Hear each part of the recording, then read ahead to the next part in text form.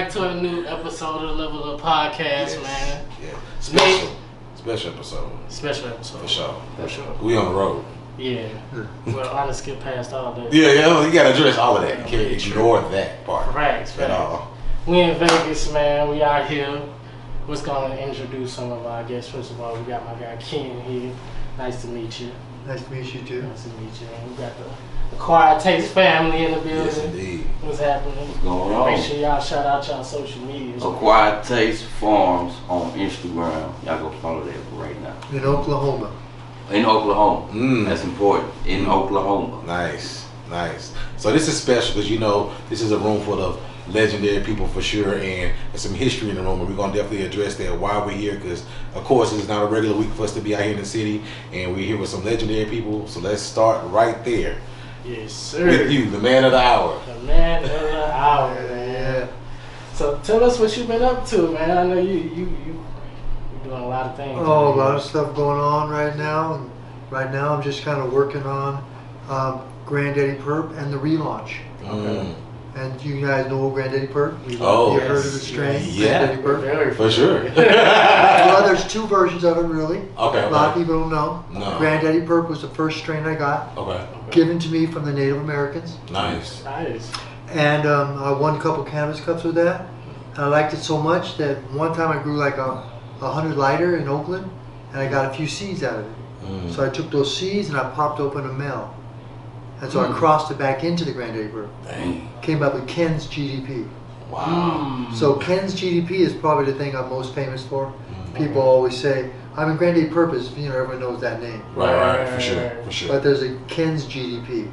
If you're on the inside, you've been in Oakland, Berkeley, Richmond, you know there's a difference. Okay. Gotcha. So Ken's GDP was what I created. The Granddaddy Purp was given to me. Both of them are just wonderful strains. Yeah. Purple color, great smell, get you the high, easy to grow. Yeah. So all these traits that people really like in the industry.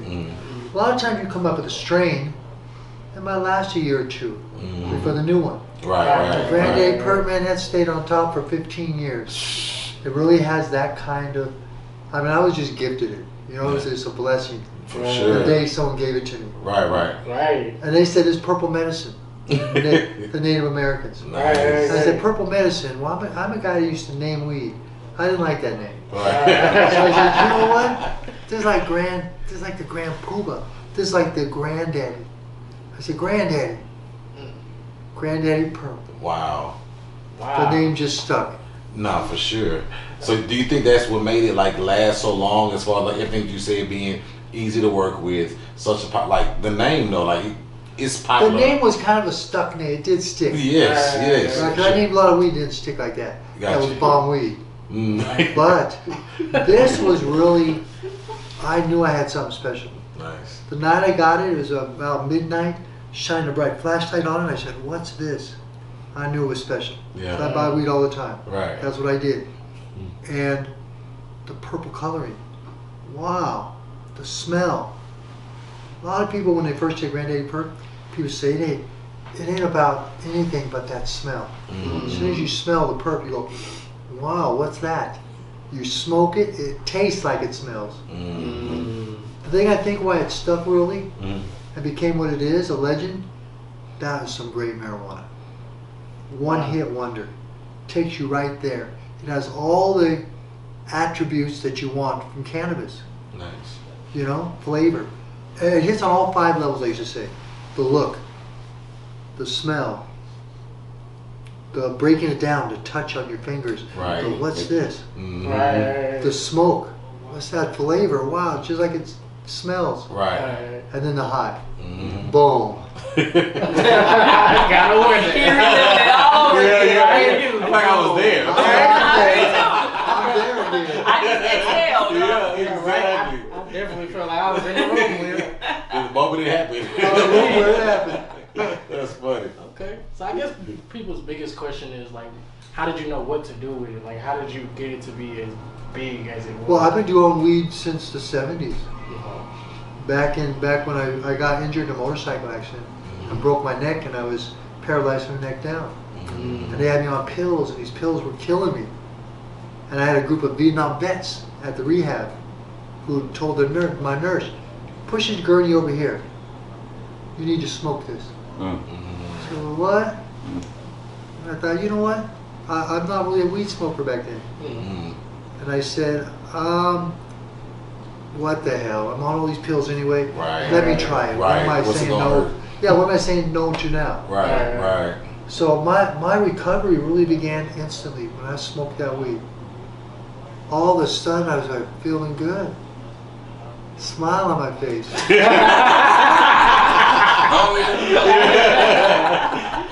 I remember telling him, push me back to my room.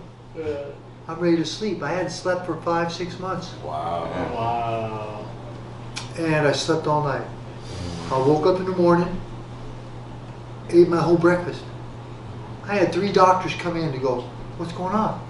I said, you won't believe it. Marijuana. And they looked at me for a minute. Oh, marijuana, not one of these again. You know, like they really didn't believe. Right. But I knew, because I experienced it. I just lived this. Of course, right. Then I started smoking. Every day. It hit here, it hit there.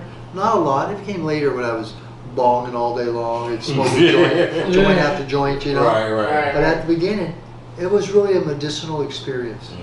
Sleeping, allowing me to eat, allowing me to kind of feel happy inside.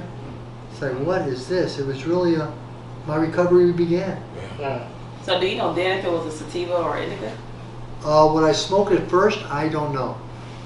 But quickly I got into Columbia Gold, Panama Red, top strains, Thai Stick. Then by 78, the skunk hit. And I was like, man, this is the greatest. I was just in love with the plant. And everyone used to break open their buds, right? And throw seeds away. I was the guy in the room to say, hey, can I get those seeds? And I learned how to do hydroponics in my closet. And I put the seeds in there and pop them up. And they were as good as the strains that I was getting from these other people. Right. So I got turned on to growing right away. Nice. Then I learned how to cross them. Get a male, move a male into another closet, it'd drop pollen. I would catch pollen in aluminum foil, sprinkle it on top of a plant, and make my own seeds. So I started doing that in the 70s, when everyone else seemed to be throwing seeds away. Right. So I was a little cultivator at the beginning. Yeah. I don't know what happened to me inside, I just fell in love with the plant. I used to wake up in the morning, open my closet door, stare at my plant.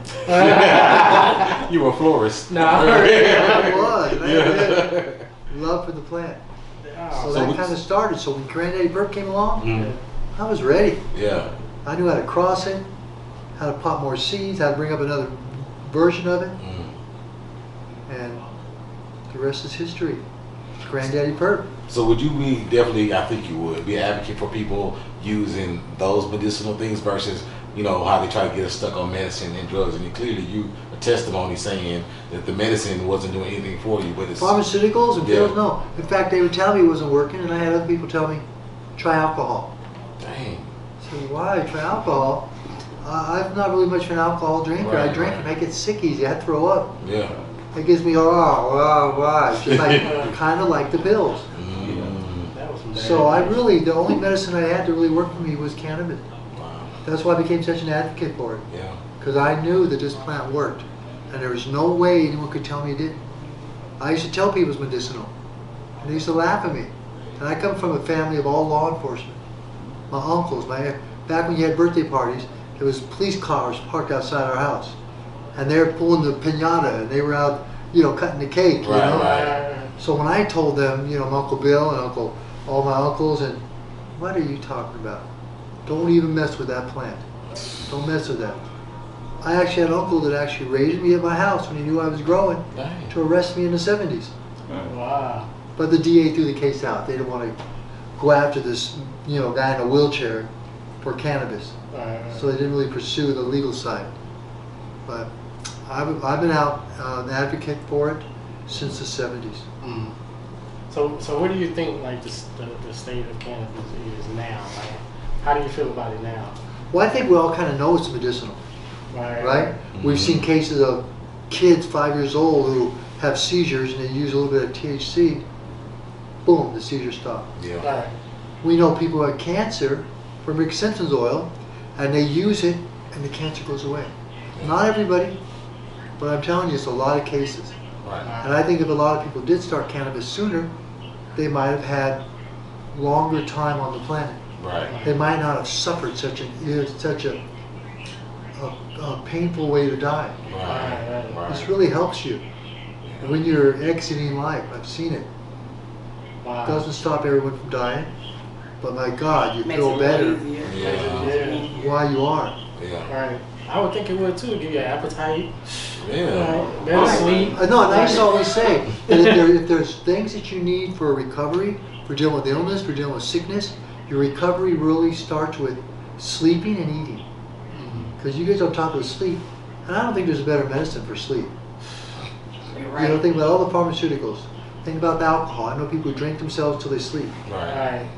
But cannabis, I mean, I even work with veterans from the wars, PTSD. They have nightmares. Yeah. They tell me they smoke marijuana, their nightmares are gone. So there are many medicinal benefits.